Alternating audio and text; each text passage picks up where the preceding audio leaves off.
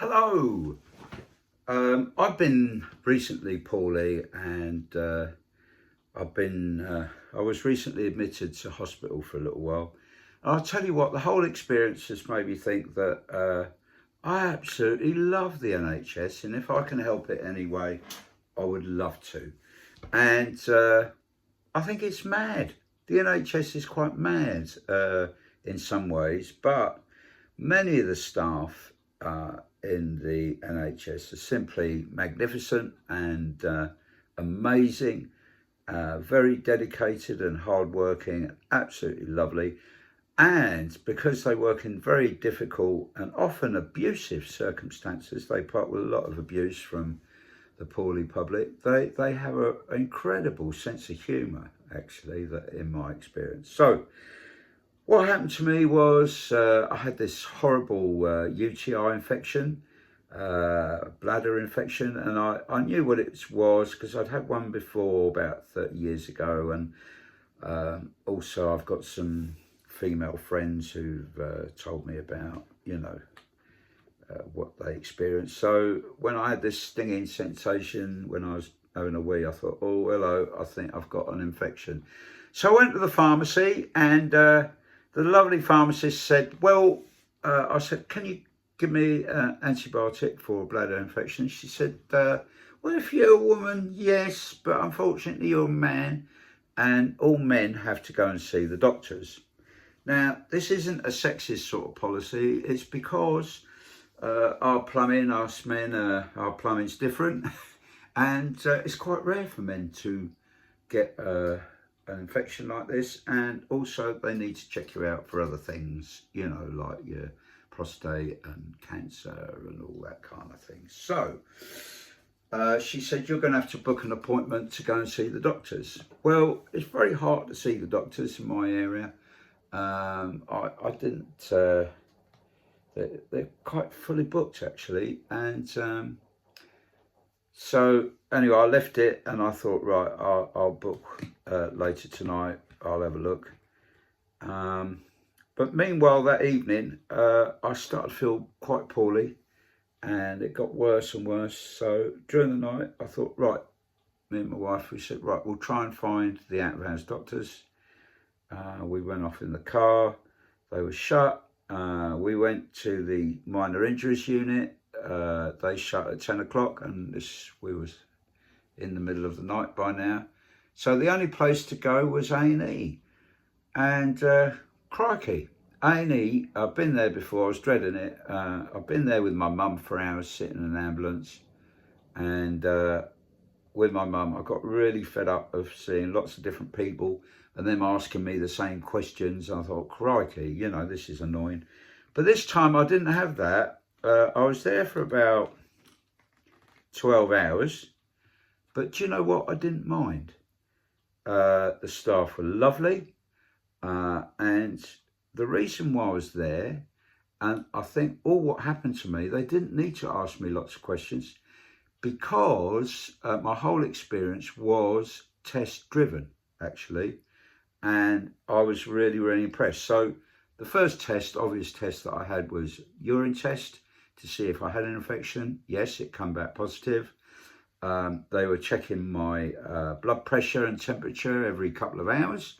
And they were a bit concerned that my blood pressure seemed quite low. And I just thought, well, I'm not poorly like all these other people all around me. But I'm just here to get me antibiotics sort of thing. But they were checking me. They sent me for a scan. I mean, these scanning machines only been around a few years for me, as far as I'm concerned. They didn't exist years ago. So I was put through a scan and the scan showed that I'm pretty much okay. They could see bits about me infection, but otherwise no stones or no cancer, which was brilliant. Getting an immediate cancer test like that. And they were giving me regular blood tests. I think I had 2 or 3. So through in that whole 12 hours. And it is rather boring sitting there with all these people and you're looking at them. But what I did, I reached out to people and saying, oh, how are you doing? And chat to them. And I made lots of friends, actually. And it passes the time. And some of these people who might look quite grumpy actually are really nice. What did strike me as a bit odd was there were I counted at one time about 8 or 9 police officers sitting there in casualty, and I think probably there were more police sitting in the A&E department than they were at the local police station, and I thought, bloody hell, what a waste of police time. And indeed, there was a guy really near to us who was protesting. He said, "You can't detain me here. I want to see my lawyer." And I said, "No, we're not arresting you.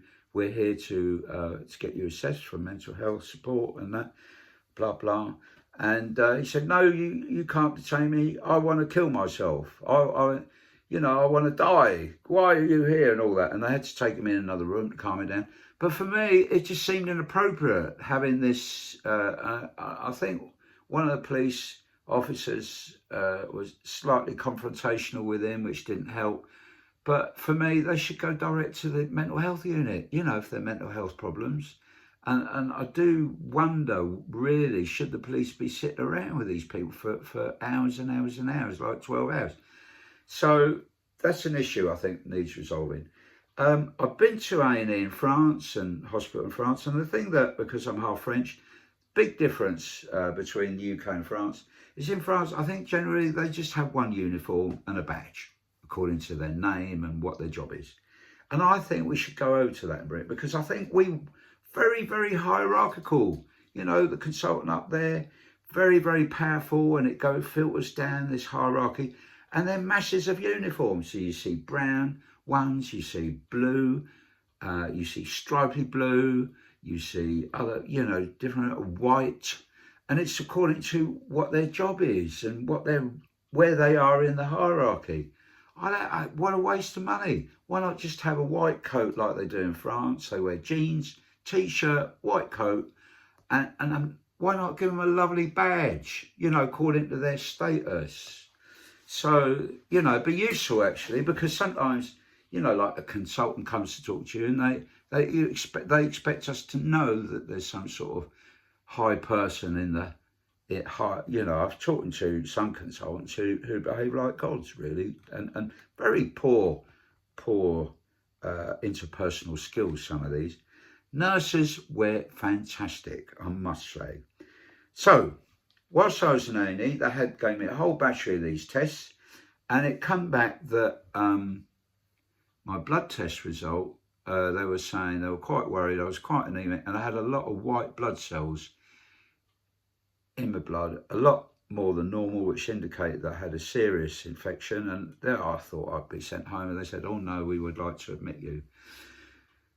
So, and I was pleased because they gave me the antibiotics intravenously, and it pretty effective, really. About 30 years ago, I had a nasty infection, and the tablets didn't work, to be honest with you, and they had to try 2 or 3 different tablets before they worked. And in between, I got really ill at home. But this time, fantastic care. I was taken to a special unit where you had your own individual rooms. I think there were about 20. There was a buzzer where you could call the nurse. I put mine on the side. I thought, I'm not going to call the nurse like that. And if I need something, I'll go and chat to them, But some people, for most trivial things. And I thought, oh dear, that's abusive. And some people are very abusive to the staff in the NHS, and some of them racially abusive. And I really take offence at that. I think it's terrible. The nursing staff that I encountered were fantastically dedicated, exceptionally kind, and they had the wackiest sense of humour that I've ever come across, which was nice, and it was very endearing, actually, that. So there I was in this room, and I looked up, and where the thermostat should be was a hole. So there was no thermostat in my room. And had my buzzer, but I put that on the shelf. I wasn't going to use that. And on the wall, there was a clock, and it said 4 o'clock. And when they brought the tea round, I thought, oh, it's so boring in here. Time's going really slowly. And they brought my evening meal round. I looked up, it's 4 o'clock, and I thought, oh, crikey, what a time to bring the evening meal round. Later I realised that the clock was stuck and the battery had run out. And the next day, the nurse went and took the clock away and it didn't reappear with a new battery in. So I think it had gone to some sort of room where it sits and waits for a new battery, and I'll call it room 101. So the other thing, I was getting quite bored and I do like to chat and that, and I thought, oh, I need the telly. So when the nurse came in, I said, oh, can you put the TV on and where's the remote? And she laughed. And the subject of the remote was a big joke on that ward, because she said they only have one remote allowed for that whole ward. I mean, what a bloody nonsense, expecting a nurse to run around and change the channel for everybody. And management apparently got really fed up of, you know, there not being enough remotes going missing and all that. They said, if there's one, you're going to have to look after it and treasure it and make sure it don't go missing. So I reckon some of them, when the batteries run out, they've been going to this room for a new battery to be fitted, because they got no money. They ain't putting new batteries in, and they sat there, all these remotes and clocks and that, in this room 101 possibly.